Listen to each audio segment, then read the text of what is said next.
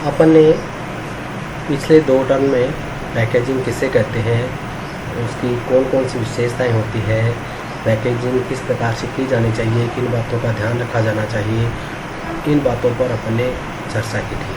आज अपन देखेंगे कि पैकेजिंग का महत्व क्या है, आधुनिक युग में पैकेजिंग की क्या भूमिका है, ये इस पर आज अपन लोग चर्चा करेंगे। आधुनिक युग में पैकेजिंग की भूमिका अत्यंत महत्वपूर्ण है। पैकेजिंग का महत्व धीरे धीरे बढ़ता जा रहा है, लेकिन वे संस्थाएं जो आज भी इसके महत्व एवं उपयोगिता को स्वीकार नहीं करती है, वे प्रतिस्पर्धा का सामना करने में असमर्थ होती है। अच्छे एवं आकर्षक पैकेजिंग के बिना प्रतिस्पर्धा का सामना किया जाना बहुत ही मुश्किल है और न ही लाभ कमाया जा सकता है। स्वयं सेवा एवं विक्रय मशीनों के प्रयोग ने तो पैकेजिंग की भूमिका को और भी अधिक महत्वपूर्ण बना दिया है। पैकेजिंग न केवल निर्माताओं के लिए महत्वपूर्ण है, अपितु ये ग्राहकों के लिए और मध्यस्थों के लिए सभी के लिए अत्यंत आवश्यक है। संक्षेप में विभिन्न प्रकारों के दृष्टिकोण से पैकेजिंग के महत्व एवं उपयोगिताओं को निम्न प्रकार से स्पष्टपन कर सकते हैं। नंबर 1, निर्माता के लिए या उत्पादकों के लिए। अपन निर्माता एवं उत्पादकों के दृष्टिकोण से देखेंगे कि जो निर्माता वस्तु के निर्माण करने वाले हैं, जो वस्तु के उत्पादन करता है, उनको अगर अपन दृष्टिगत में देखें तो सबसे पहले हम ये देखेंगे कि पैकेजिंग से उत्पाद को सुरक्षा मिलती है। एक पैकेजिंग के माध्यम से जो भी वस्तु उत्पादित की गई है, पैकेजिंग उनको धूल, मिट्टी, कीड़े मकोड़े, चोरी, उनको नष्टपान होने इत्यादि से उनको अपन बचा सकते हैं। उनकी अवधि, उनका जो स्पान ऑफ उनका जो जीवन चक्र है उसको अपन बढ़ा सकते हैं। दूसरा जो निर्माताओं के दृष्टिकोण से महत्वपूर्ण उपयोग है वो है पैकेजिंग के पश्चात मिलावट संबंधी जो दोष होते हैं वो मुक्त हो जाते हैं, वो उनसे दूर हो जाता है, उनसे मुक्ति मिल जाती है, क्योंकि पैकेजिंग के अंदर सब कुछ लिखा रहता है और वो खुले ग्राहक उनको देख नहीं सकता है, इसलिए उसके जो दोष होते हैं उनसे उसको मुक्ति मिल जाती है। तीसरा ये है कि जो निर्माता होते हैं वे बिक्री उत्पादों को गोदाम तक उसका भंडारण कर सकता है, अर्थात इसके माध्यम से उत्पादकों द्वारा जो उत्पाद है उनका भंडारण संभव है। चौथा है पैकेजिंग से उत्पाद का स्वतः विज्ञापन हो जाता है, फलस्वरूप विज्ञापन व्यय की राशि कम हो जाती है, क्योंकि पैकेजिंग पर वस्तु के गुण दोष, उनके उपयोग की विधि, उनको आकर्षक रूप से बनाया जाता है। इसलिए क्या होता है कि वह विज्ञापन का भी काम करता रहता है, उस पर लगने वाला जो विज्ञापन की राशि है वो स्वतः ही कम हो जाती है। पांचवी इसकी जो भूमिका है वो ग्राहकों को उत्पाद दिखाने में भी आसानी हो जाती है और एक वस्तु दूसरे वस्तु से अलग दिखती है। इसलिए क्या होता है कि वस्तु को दिखाने से जो समय और श्रम खराब होता है एक जैसे होने पर, उसमें कमी आती है। क्योंकि पैकेजिंग के माध्यम से अलग अलग उत्पाद के अलग अलग डिज़ाइन, अलग अलग उसका रैपर, अलग अलग उसके ऊपर लेबलिंग ऐसे की जाती है, जिसके कारण से जो वस्तुएं होती है वो एक जैसी होने के बावजूद भी वो सब अलग अलग दिखाई देती है, जिससे दिखाने में जो समय और श्रम अधिक लगने वाला होता है उसमें गिरावट आती है।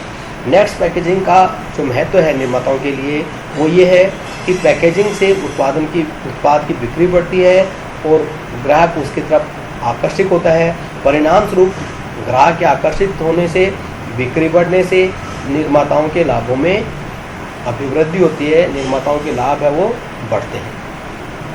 पैकेजिंग का जो निर्माताओं के लिए जो एक अन्य लाभ है वो है कि पैकेजिंग से उत्पादक द्वारा विक्रेता को वस्तुएं बेच दी जाती है, किंतु विक्रेता आसानी से उनका पुनर्विक्रय कर सकता है, अर्थात जो रीसेलिंग है उसमें भी पैकेजिंग की महत्वपूर्ण भूमिका होती है।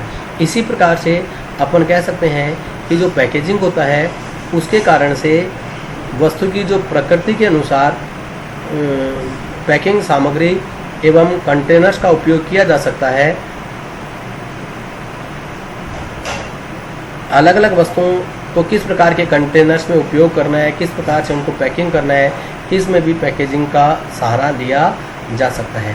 फिर इसे डिस्ट्रीब्यूशन कॉस्ट, जो उत्पाद को निर्माता से लेकर के उपभोक्ताओं तक जो पहुंचाना होता है उसकी जो लागत होती है उसको अपन डिस्ट्रीब्यूशन कॉस्ट कहते हैं, तो वह कॉस्ट भी पैकेजिंग के कारण से न्यूनतम हो जाती है।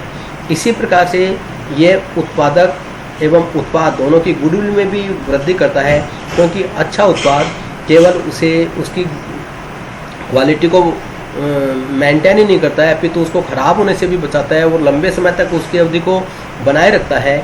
इसलिए इससे उत्पादक और उत्पाद दोनों के गुडविल में भी वृद्धि होती है। इसी प्रकार पैकेजिंग प्रतिस्पर्धा में सहायक होता है। इससे उच्च मूल्य नीति का अनुसरण करना सरल हो जाता है। इस प्रकार से हम कह सकते हैं कि निर्माताओं के लिए पैकेजिंग के बहुत से लाभ होते हैं। अब अपन इसमें बात करेंगे कि मध्यस्थों के लिए। मध्यस्थ वो लोग होते हैं जो निर्माता से किसी वस्तु को क्रय करके उसे उपभोक्ता तक पहुंचाते हैं अथवा उसे अंतिम उपभोक्ता तक पहुंचाते हैं। उन लोगों को अपन मध्यस्थों के नाम से जानते हैं। अब मध्यस्थों के लिए भी पैकेजिंग बहुत ही आवश्यक होती है, क्योंकि वस्तु को ले जाना, उनको रीसेल करना, उनको उठाना, उनका भंडारण करना, ये सारे कार्य है वो मिडिल मैन्स के द्वारा किए जाते हैं। तो मिडिल मैन्स के द्वारा जब ये कार्य किए जाते हैं तो इसकी उपयोगिता उनके लिए भी बढ़ जाती है। मध्यस्थों के लिए जो पैकेजिंग के लाभ हैं उनको अपन निम्न प्रकार से कह सकते हैं। नंबर 1 अपन कह सकते हैं कि अच्छा पैकेजिंग मध्यस्थों को मार्ग में अनेक सुविधाएं प्रदान करता है, जैसे माल को उठाने में, माल को ले जाने में, माल को रखने में आदि में। नंबर 2, मध्यस्थों द्वारा वस्तुओं को भंडार में भी सुरक्षित रखा जा सकता है।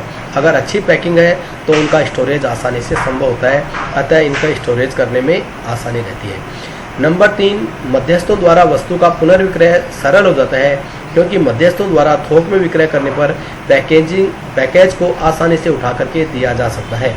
जब वो रीसेलिंग करता है तो जो भी उसे खरीदता है, अगर वो क्वांटिटी में माल को खरीदता है तो उस माल को आप आसानी से उनको उठा के दे सकते हैं, उनको दिक्कत नहीं होती है। चौथा इसका ये है, मध्यस्थ के लिए पैक की गई वस्तुएं स्वयं विज्ञापन का कार्य करती है। इसका कारण यह है कि जब तक वह पैकेज सुरक्षित रहेगा वह बार बार उस वस्तु का स्मरण कराता रहेगा।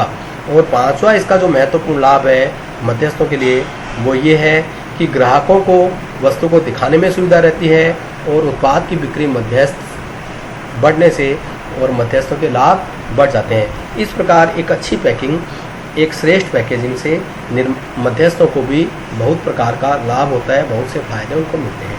अब हम देखेंगे कि जो उपभोक्ता है, जो कंज्यूमर्स हैं, कंज्यूमर्स हैं उनको पैकेजिंग से क्या फ़ायदे होते हैं। कंज्यूमर्स को भी पैकेजिंग से बहुत ज़्यादा फायदे होते हैं।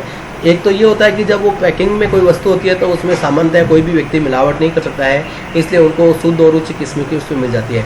अगर कोई वस्तु पैकिंग में नहीं है, खुली है, तो उसमें कोई भी व्यक्ति किसी भी प्रकार का मिलावट कर सकता है और उसकी किस्म और गुणवत्ता में गिरावट आ सकती है।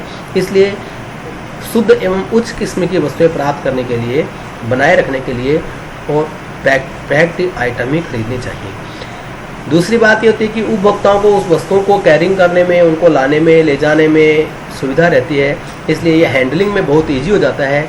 इसलिए पैकिंग उपभोक्ताओं के लिए आवश्यक है।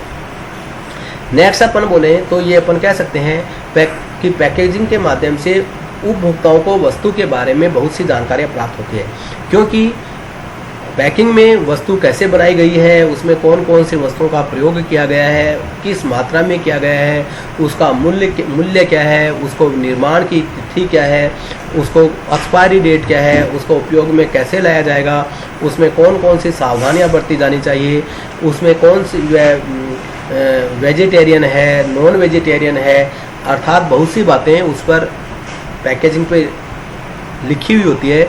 इसलिए उपभोक्ता को वस्तु क्रय करने से पहले निर्णय लेने में बहुत सी सावधानियां होती है और उसको बहुत सी बातों की जानकारी मिल जाती है।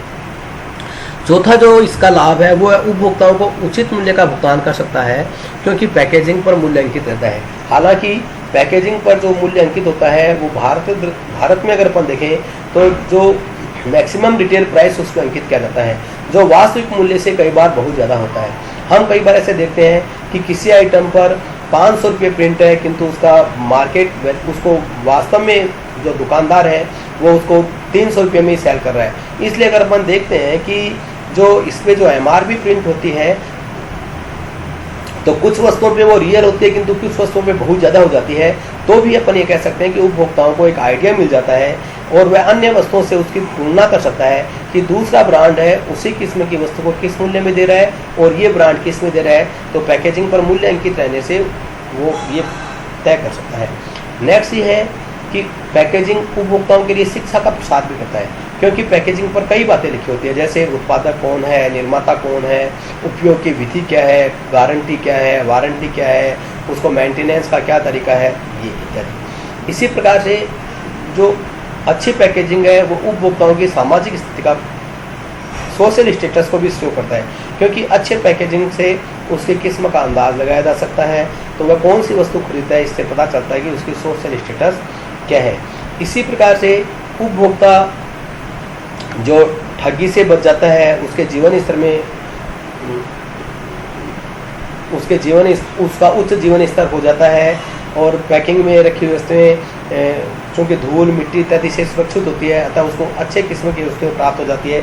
इस प्रकार से अपन देखते हैं कि जो पैकेजिंग है वो वर्तमान युग में बहुत ही आवश्यक हो गई है, चाहे वह उपभोक्ता के दृष्टिकोण से हो, चाहे वह मध्यस्थों के दृष्टिकोण से हो, चाहे वह निर्माताओं के दृष्टिकोण से है। सभी पक्षकारों को एक अच्छी पैकिंग की आवश्यकता रहती है और सभी पक्षकारों को इससे लाभों की प्राप्ति होती है।